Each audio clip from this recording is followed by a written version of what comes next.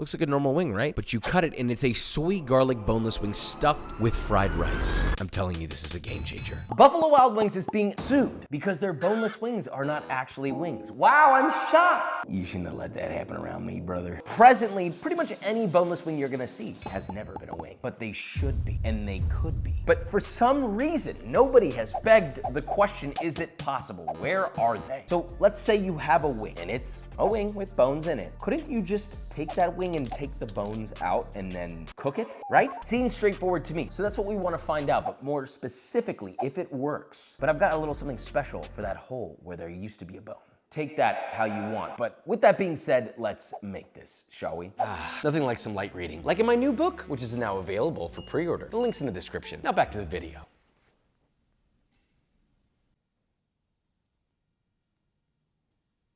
Okay, so making a wing boneless and, well, flaccid actually isn't that hard. So let's make it quick and figure out how we can really use this to our advantage. I'm leaving the wing tips on for aesthetic, and so they look more like wings. Plus, they aren't usually eaten beyond a little nibbling.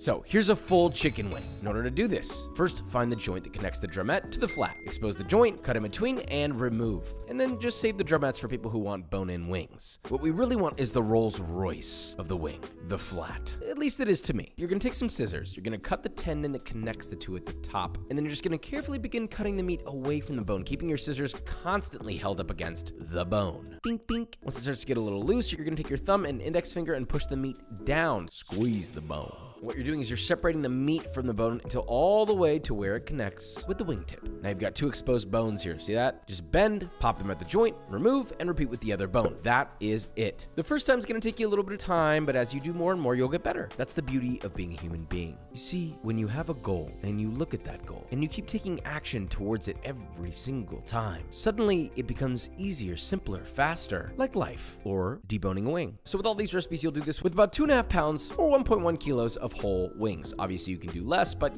get a friend, it'll be fun, trust me. So what am I supposed to do with this now? Just make wings as normal? Sure, you could optionally toothpick the open end of the wing so it holds its shape better or not, and deep fry it in a frying oil of your choosing, vegetable oil, canola, whatever, at 350 Fahrenheit, pull them out, and toss them with a very basic buffalo sauce, which is literally just a small sauce pot, 2/3 of a cup or 175 grams of Frank's Red Hot, a splash of white distilled vinegar, heat that over medium till steamy, remove from the heat, stir in a 1/3 cup or 83 grams of unsalted butter, whisk until melted and emulsified. You can add 2 cloves of garlic grated, let that sit for about a minute, pass through a fine mesh strainer, and season with salt if needed. So yeah, you could toss it with that. Ooh, luscious. Maybe you have a little ranch dressing to dip it in. I have a recipe for that in the link in the description at the very bottom. But after all that, is it really worth it?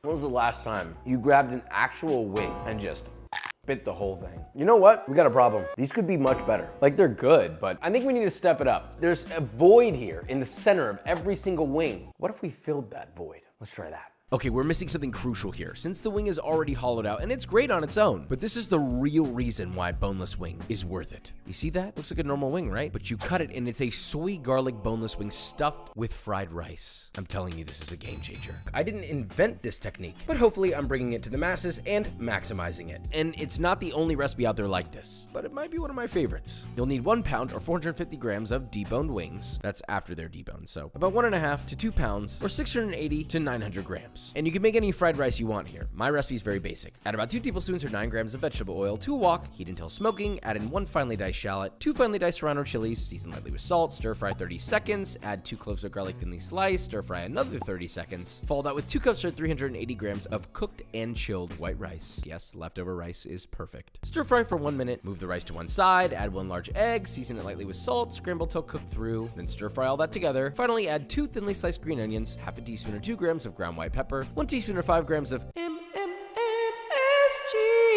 You're welcome. 1 tablespoon or 12 grams of dark soy sauce, 2 teaspoons or 8 grams of sweet soy sauce. Toss everything together, finish with a light drizzle of toasted sesame oil, and let that cool completely. The stuffing is very simple. You take your wings and you stuff them generously with your rice. What is that? Oh, it's a piping bag for rice. Who knew that would work? Apparently it does. Very well, in fact. And it's far easier than, trying to finger the rice in there. Not like that, okay? Now, once they're all stuffed, you'll need to toothpick these bad boys shut. Otherwise, they may open up in the fryer. So 2 to 3 toothpicks, closing the open end, nice and doit like this. Now, once all those are stuffed, and before you fry, you're gonna make a quick soy garlic glaze. In a medium saucepan, add 1 cup or 184 grams of white sugar, half a cup or 120 milliliters of white distilled vinegar, a quarter cup or 62 grams of sake, and a quarter cup or 53 grams of chicken stock. Bring to a boil over medium-high and reduce until you get an amber color like this, like a caramel. Then reduce the heat to medium, stir in half a cup or 120 milliliters of fish sauce, and 2 tablespoons or 30 grams of soy sauce. Yes, stinky alert for those who have an untrained nose. For those who love fish sauce, then your whole kitchen is gonna smell like it, and that's a beautiful thing. Now turn the heat to low and add 3 red Thai chilies, rough chopped, 5 rough chopped garlic cloves, stir to combine. Make a quick cornstarch slurry in a bowl by combining 1 tablespoon or 8 grams of cornstarch and a splash of water, mixed until homogeneous, and it's very simple. Stir that into your glaze, continue to heat over low until thickened, about 20 seconds. Remove from the heat and pass through a fine mesh sieve. Then just like before, you deep fry these bad boys in a 6 to 7 quart pot filled with about 2.5 to 3 quarts of vegetable oil that's been heated to 350 Fahrenheit until you reach a nice GBD and an internal temperature of 165 Fahrenheit. What's GBD? That's golden brown delicious. Yeah, like that. Now, once those wings are done, take them out of the oil using a frying spider, drain on a wire rack, remove any toothpicks, place them in a large bowl, and glaze generously. I mean, look at these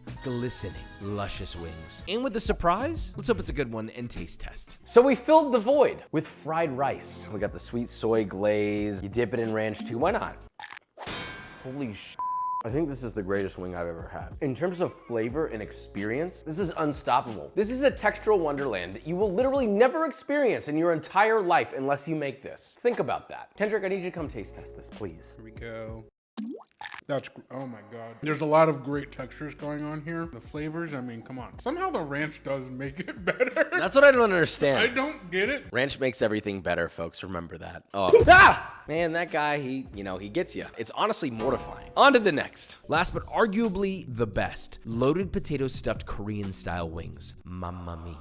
Same prep, same quantity of wings. Of course, you can do more. This time, the stuffing will be a basic cheesy potato. Peel and cut 1 pound or 450 grams of Yukon Gold potatoes. You want them into 1-inch half moons. Place those into a boiling water, season with salt generously, and cook for 8 to 10 minutes or until the potatoes are very soft. Now, while those are cooking, you're gonna take 4 slices of bacon, cut into half-inch lardons. What do we think about the pronunciation for all the French that are watching? That's not bad, right? Now, cook those in a medium skillet over medium heat, stirring often until crispy and beautiful like this, for about 5 to 6 minutes.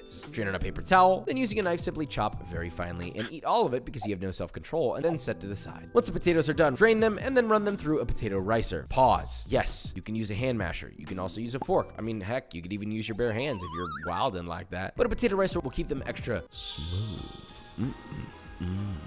Sorry. Pop those in a medium saucepan, set over medium-low, and add a little salt to taste, a 1/3 cup or 76 grams of unsalted butter, about 1 tablespoon at a time, stirring in each tablespoon, letting it melt and incorporate. Once all that's been added, stir in a light splash of milk, adjust salt and pepper levels if needed, leaving just a bit of room for extra salt, which will be added through half a cup or 32 grams of grated provolone cheese, and half a cup or 45 grams of grated Parmigiano Reggiano. Fold that together until completely combined, and finally, fold in 2 tablespoons or 7 grams of thinly sliced chives, your bacon, fold, give it a little how you doing. See that? Taste that right now. If you're wondering, this is what love feels like. Look, the gochujang sauce is similar to the one from the Buffalo Wild Wings, but better. So large sauce pot, just enough vegetable oil to coat the bottom, set over medium heat, then finally chop 8 cloves of garlic, add half to your pot now, along with a 2-inch knob of ginger, grated, cook stirring often until the garlic starts to toast, then add 1 teaspoon or 4 grams of toasted sesame oil, half a cup or 50 grams of white sugar, a quarter cup or 90 grams of honey, 3/4 of a cup or 170 grams of rice vinegar, half a cup or 115 grams of dark soy sauce. Whew, okay, we're almost there. Come on now. A quarter cup or 56 grams of mirin, and finally 2 tablespoons or 56 grams of gochujang.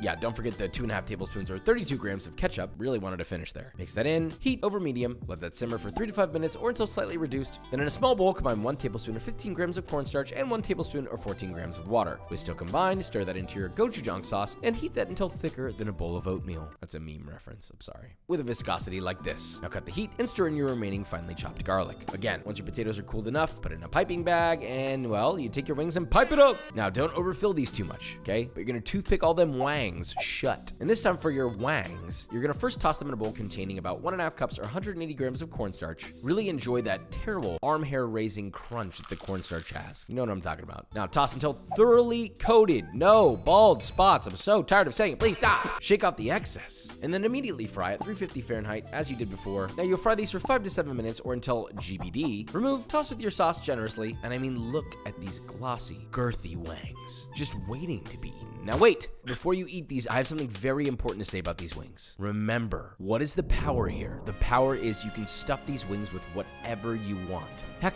you can even stuff these wings with more meat. Depends on how hardcore you want to get. You could take seasoned ground chicken or pork, stuff your wings. You probably would have to par bake these if you did them that way and then fry them. But the point is you'd be getting the meatiest boneless wings of all time if you did that. So just think about that. It's truly magical, and that way is unbelievably juicy. That being said, it's time for our final taste test. Gochujang wings with a chive mashed potato.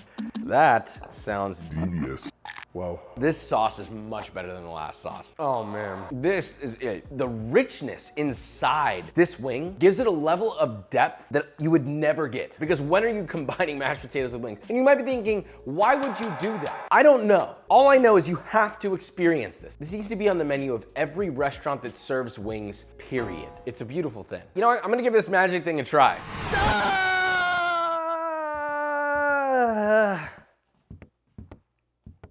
All right, I guess that's it.